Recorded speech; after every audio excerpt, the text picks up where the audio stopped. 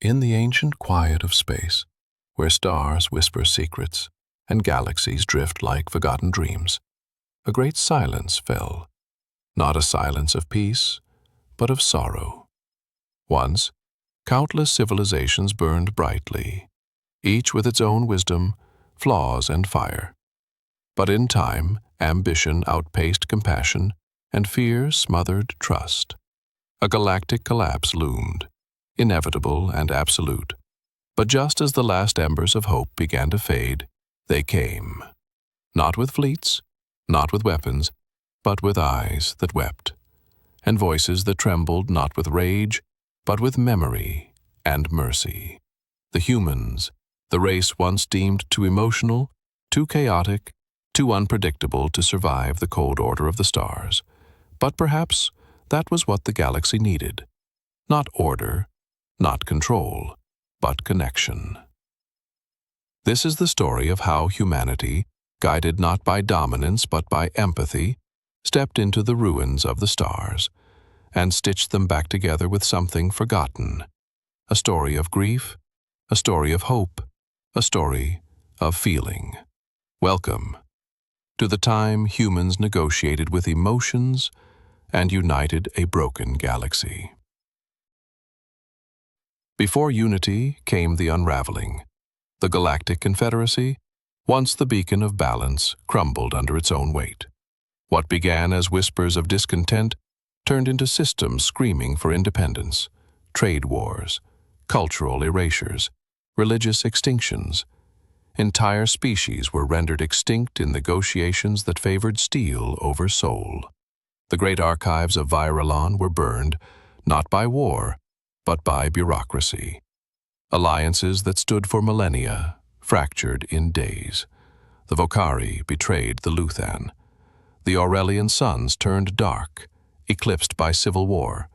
The ancient peacekeepers, the Draenei, vanished into the rift without a word.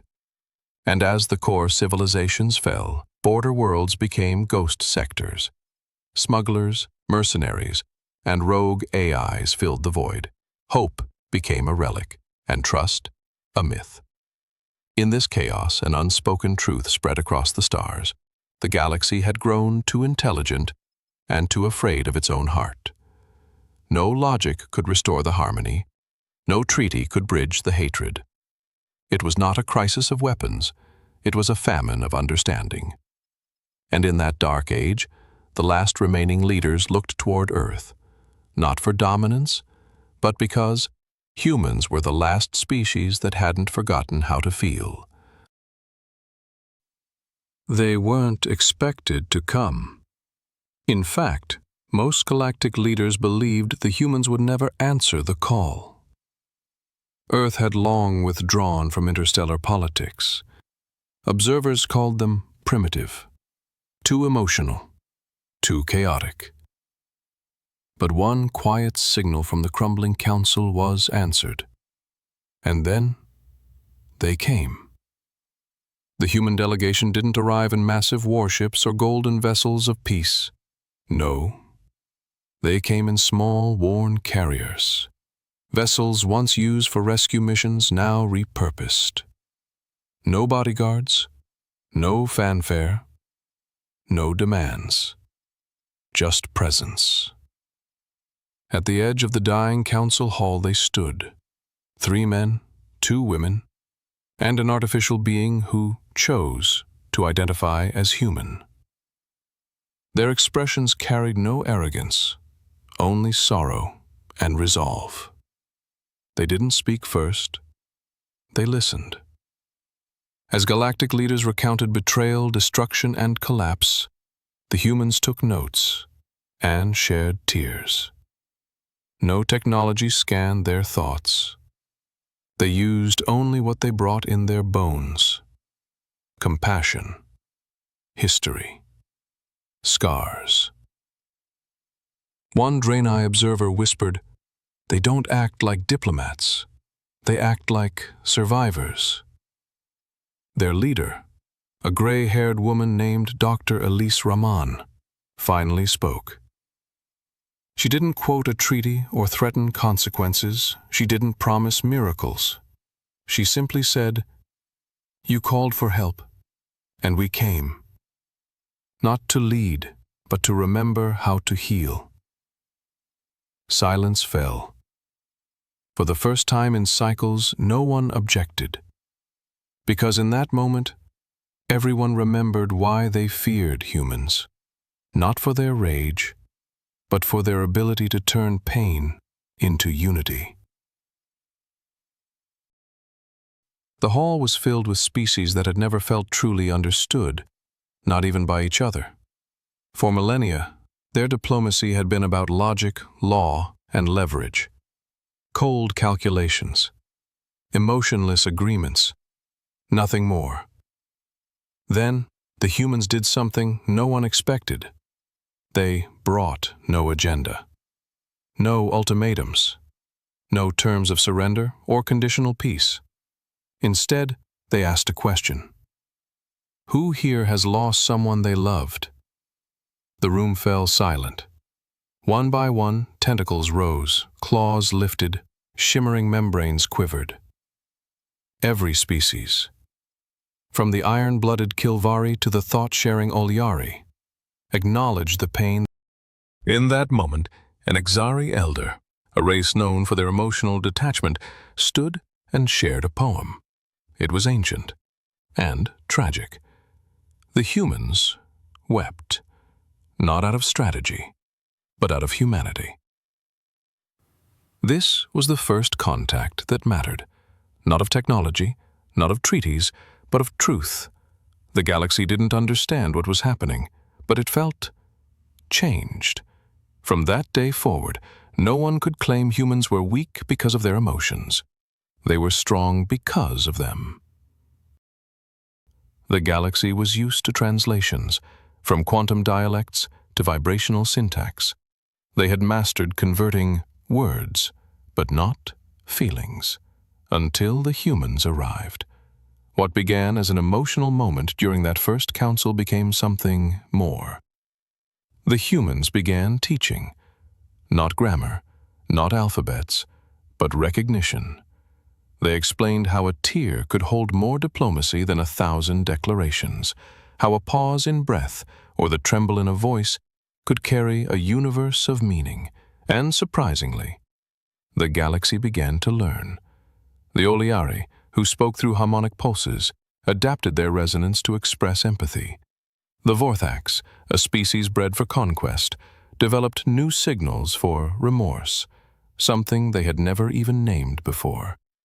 Even the coldest, most logic-bound minds were shifting. Empathy was not weakness. It was data. Raw, unfiltered, deeply authentic. Humans showed them a new form of communication, one not bound by vocabulary, but by shared experience. No longer did councils begin with accusations. They began with listening. A meeting once took place when not a single word was spoken, yet all parties understood everything that mattered. Human diplomats would often close their eyes during alien testimonies, not to dismiss them, but to feel them. This baffled many at first, until they tried it themselves. Soon, protocols were rewritten. Empathy became standardized in diplomacy manuals. Galactic AI began empathy modeling as part of treaty simulations. One AI even said, "Emotion is a probability curve of potential peace." Empathy, once dismissed as chaotic, now became a lingua franca, a language of unity. And the humans? They didn't claim ownership of it. They simply reminded the stars that it had always been there, waiting to be spoken. Forgiveness was never in the protocols. There were treaties, ceasefires, reparations, but never forgiveness. Until the humans insisted on it. They didn't just bring peace strategies. They brought closure rituals. They told the story of two Earth nations once at war, now trading songs, sports, and stories like old friends. The galaxy listened, skeptically. But change, it turned out, doesn't need permission. It needs an invitation. The first turning point came on Routhian 7, a molten world where two ancient species, the Chronax and Siluvians, had warred for over 800 cycles. Every peace attempt had failed, but the humans proposed something different, a memory exchange. Each side would live a day in the other's shoes through neural empathy simulators, not reading data, but feeling history. Skepticism turned to shock, then sorrow, and finally surrender, not to each other, but to truth. They didn't just sign an accord, they wept together. "We thought your rage was unjust," one Siluvian said, "but we saw your loss, and now we share it." Across galaxies, similar moments began to unfold. Old enemies stopped using counts of the dead as bargaining chips and began honoring each other's fallen. An interstellar tribunal broke precedent and allowed a criminal to plead not through words, but through tears. Live streamed across systems, and he was forgiven. The shift was undeniable. Forgiveness was now a force, not a passive emotion, but a catalyst for rebuilding. Even AI minds, long void of emotion, began requesting empathy logs before calculating peace models. Where once threats had dominated the skies, now silence, understanding, and sorrow forged the future. Forgiveness became the turning point no weapon had ever achieved, not by erasing pain, but by acknowledging it, and only the humans could have taught the stars how.